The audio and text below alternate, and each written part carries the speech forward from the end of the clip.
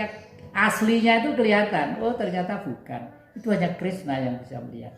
Loh kok kebetulan Mas, saya itu ya dapat senjata cakra yang itu yang di almari, di antara patung dua, yang itu sebenarnya untuk meditasi begini itu. Itu tidak tahu zaman apa. Kalau saya lihat itu zamannya termasuk zaman kuno juga itu. Yang kuning gede begini, Pak. Itu meditasi begini. Jadi doanya saya umumkan tidak apa-apa biar ditiru. Wong wilahing bumi sekaring-karing Agung. Manik ing bumi son nerawangi sining jagat, manik ing ati son nerawang rasa ning jagat. Rasa surasane ati ningsun bisa gawe padangi pepeteng merepekti Sang Hyang Bagaskara. Allahumma lil asih. Doanya itu. Allah itu bahasa Jawa bukan bahasa Arab. Aslinya dari Jawa.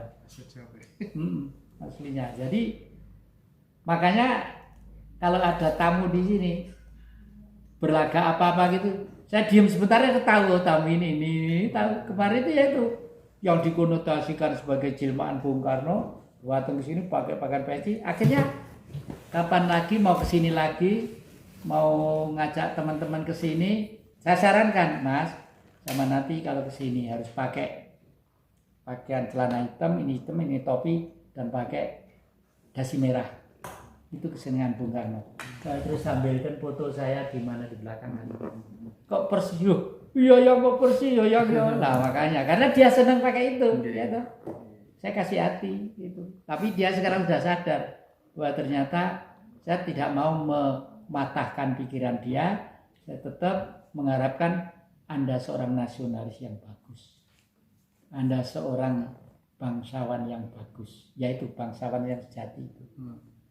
Selevel yang Jatikusumo ini kan pasti sudah pernah menerima ribuan pertanyaan ketika masih muda, dan khususnya bagi teman-teman yang laku itu ya, lagi-lagi yang menjadi pertanyaannya adalah soal kebenaran yang selalu mereka tanyakan itu sebenarnya yang memahami itu bagaimana sih yang dimaksud kebenaran itu? Kebenaran itu sebenarnya subjektivitas ya. Setiap orang tidak akan mungkin sama menerima kebenaran. Karena setiap manusia perangkat Tuhan yang namanya otak. Itu mempunyai kapasitas pengetahuan, ilmu, pengalaman dan sebagainya. Waktu saya kecil misalnya, kemarin saya jenguk di rumahnya nenek saya di Blitar. Saya itu selamanya dengan gaib itu kan tidak percaya mulai kecil, sampai genderuwo itu loh saya tantang. Betul saya tantang genderuwo itu. Saya ditakuti dia gantung di pohon bambu.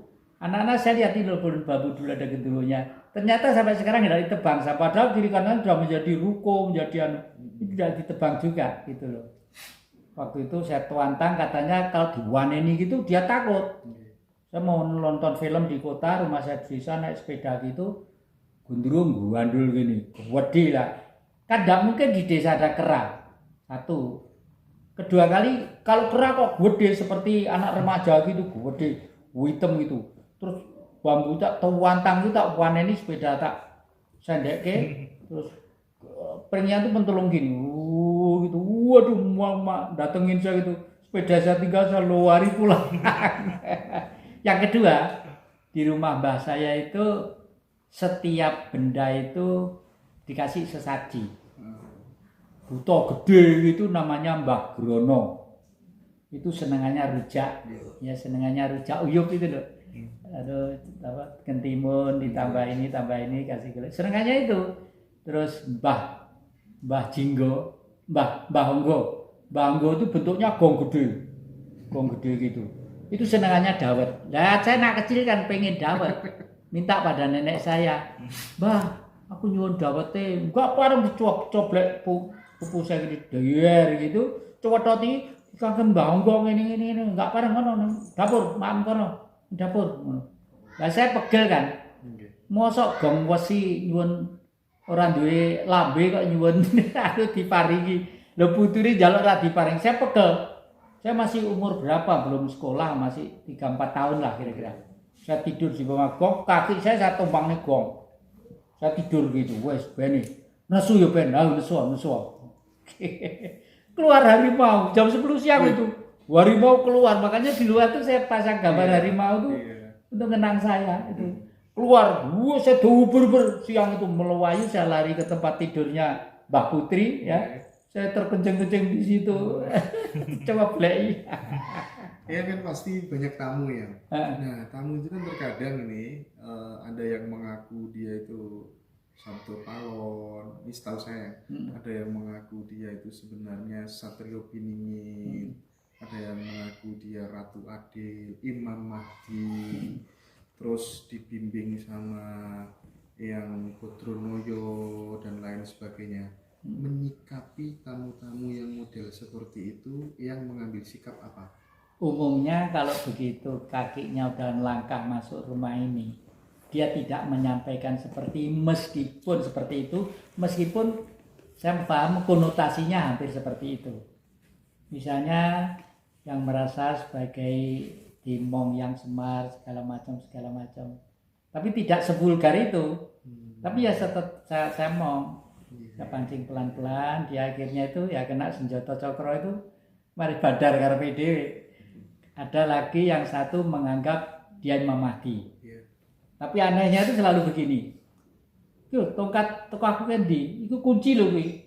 Iki sing roh kuncine rubai zaman iki gak meneh wis Jokowi masih presiden, gak sukses karena apa? Gak direstui Imam Mahdi. Padahal dia yang nganggep Imam Mahdi itu dia, ya, anak Batur sana masih hidup sekarang. Umurnya kira-kira 45 gitu loh sekarang masih hidup. Terus saya itu dikasih tak simpen nih kok. Dikasih tokat hubul-hubul kuain ndak genah gitu. Ya jenenge tak simpen ae lah gitu. Isine apa aku ya gak ngerti wong jenenge diwai ya. Ya gitu. Jadi banyak yang gitu itu. Kalau yang datang ke sini saya sering diundang bahwa Mas Hati ditenggo Bapak. Bapak nutuk saya pun lah saya sugeng, Bapak itu masih hidup, maksudnya Bung Karno. Masih hidup. Terus oh nggih nun sewu nggih kula menika nek mboten wonten supir mboten saged kesah napa rumangke dipun papat ngaten nggih tapi kula menika pripun nggih kedah siaran niki ten TV tenan pokoknya saya hindari terus lah batin saya apa kalau Bung Karno tuh misalnya masih ada real pasti tindak langsung ke sini karena dulu tahun 63 61 62 waktu makan di makam Blitar, di makam Yang Putri Yang Kakung, Bung Karno ngedikan paring dawuh, jati besok sing terus nih Bapak. Itu kata-katanya. Padahal saya belum bisa meneruskan apa-apa. Jadi kalau beliau itu masih ada real, masih katanya simpanan-simpanan Bung Karno disimpan beliau di sana gitu katanya. Saya juga tetap tidak tertarik simpanan Bung Karno yang tertarik itu apa ajarannya. Makanya saya membuat di Singosari yang adik-adik ke sana kemarin. Itu untuk menggembleng Pancasila, Marxisme, tidak pernah berhenti di sana. Gitu. Terakhir gini ya, orang kan pada akhirnya ketika kita berbicara sangat paranem dumadi kan ya tetap akan kembali kepada Sang Pencipta. Meninggal kalau yang paling bagus menurut konsepsi Eyang tadi ya kita benar-benar sudah tidak memikirkan materi, tidak memikirkan dunia. Tapi pada kenyataannya orang anaknya dididik jadi polisi ya karena uang, jadi dokter ya karena uangnya banyak. Lagi-lagi parameternya adalah uang. Nah supaya kita kemudian tidak menjadi hamba uang, mohon diberikan pencerahan yang agak lama ya. Gimana ya? Sebenarnya orang tua menyekolahkan anak jadi ini jadi itu tidak salah juga ya. Hanya profesi ilmu pengetahuan itu yang lama-lama memudar karena kepentingan ego. Misalnya tugas dokter itu apa sih sumpah dokter itu? Ya, kan jelas banget lah. Jelas. Tapi setelah menjadi dokter, ya maaf ini saya sendiri sering ke dokter ya. Setelah menjadi dokter umumnya loh, sumpah itu udah tidak terlaksana lagi. Sarjana hukum, apa sih tujuannya sebenarnya? Menyelesaikan permasalahan dengan bijak dan adil, didasari oleh hukum. Tapi karena hukum dasar itu sudah dihancurkan oleh undang-undang, akhirnya ya tamengnya undang-undang, menurut undang-undang ini adalah ini itu dan lain sebagainya itu.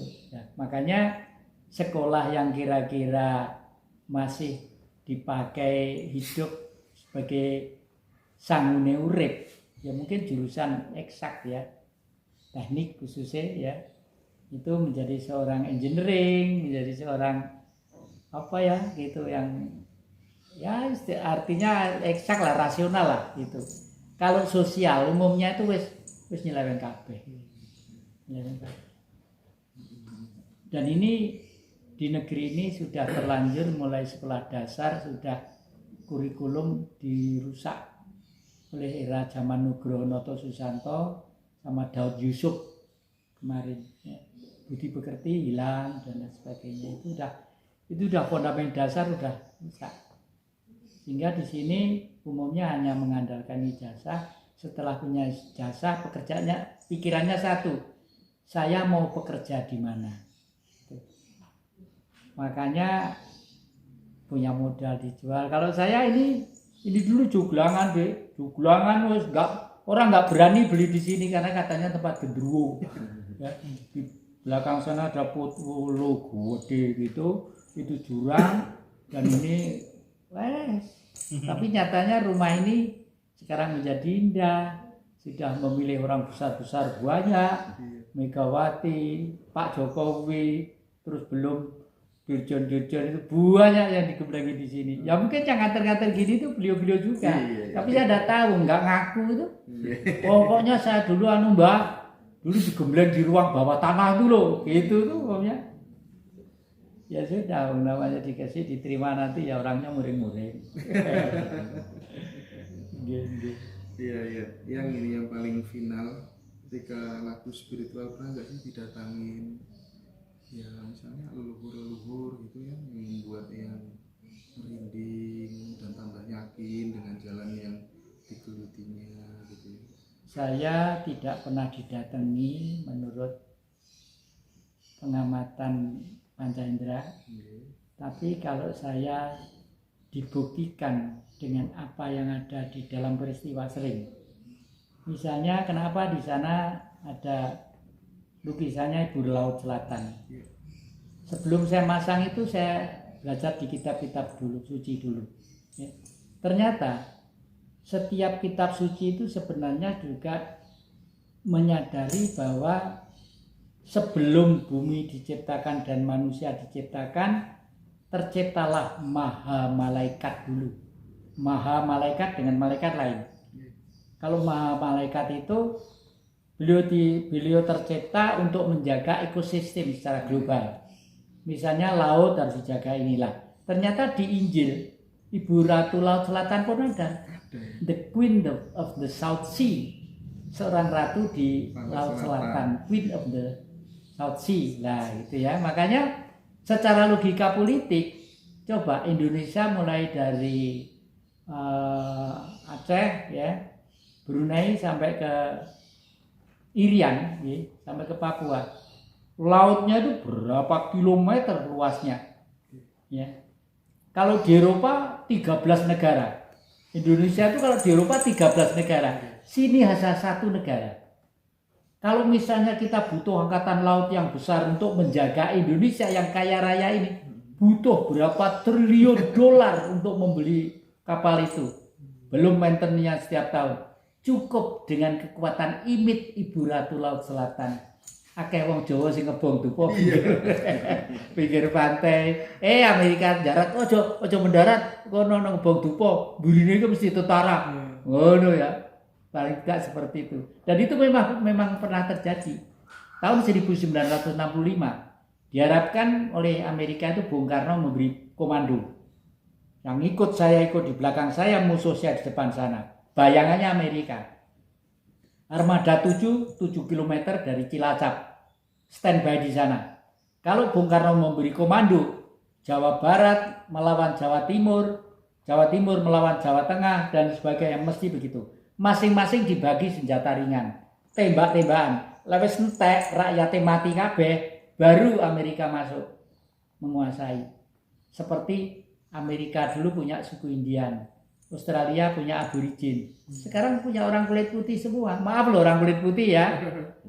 White skin, I'm sorry. Because It's a history, Yes. international history. Seperti itu. Jadi makanya sekarang raja-raja akan kita impun sekali, dulur dari Cirebon datang, besok pagi dari Ternate datang, itu mencoba merajut kembali adat dan kebudayaan yang ada, termasuk nguri-uri pesan-pesan leluhur. Closing statement untuk para elit tentang apa tuh namanya, kita harus kembali kepada apa budaya bangsa kita, kerajaan dan lain sebagainya. Kalau elit sekarang, Iya, ya tidak akan nerima deh, nggak akan nerima, karena elit sekarang tuh sudah enak dan nikmat dari yang dia perjuangkan selama meskipun ini. mereka sebenarnya paham itu salah ya, Yang ya. Paham itu salah besar, salah itu besar. Iya. Iya. Oke, yang Jati Kusumo, saya beserta rombongan mengucapkan terima kasih banyak yang sudah bersedia berbagi cerita dengan kami semuanya. Mudah-mudahan membawa manfaat, arti dan guna, yang diparingi sehat selalu, ya, panjang umur, bisa tercapai dan terwujud apa yang dicita-citakan dan diidealkan. Karena yang ada di dalam pikiran Eyang lagi-lagi di usia yang sekarang ini adalah berpikir tentang orang lain, berpikir tentang kebangkitan Nusantara. Dan yang sehat selalu. Oke, terima kasih. Yang terakhir pesan saya kepada adik-adik yang muda-muda, jangan patah semangat, jangan patah arang, harus terus. Masa yang akan datang, masanya adik-adik. Kalau adik-adik punya pikiran-pikiran yang belum terpecahkan, japri ke kakek ya. Tetap semangat dan ucapkan merdeka. Merdeka. Terima kasih banyak teman-teman. Saya akhiri. Assalamualaikum warahmatullahi wabarakatuh.